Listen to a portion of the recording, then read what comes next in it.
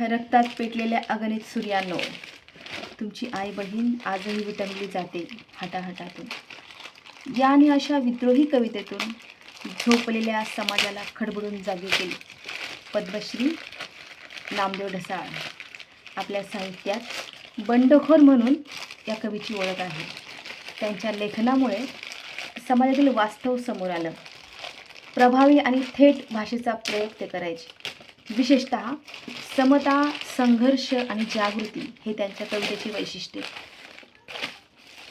बघूया काय काय बौद्धिक मेजवानी आहे यामध्ये. ओ वा, व्हेरी गुड.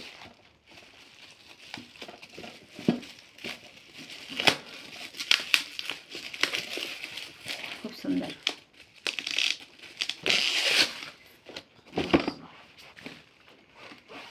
आंबेडकरी चळवळ आणि सोशलिस्ट कम्युनिस्ट या सत्तेत जीव रमत नाही.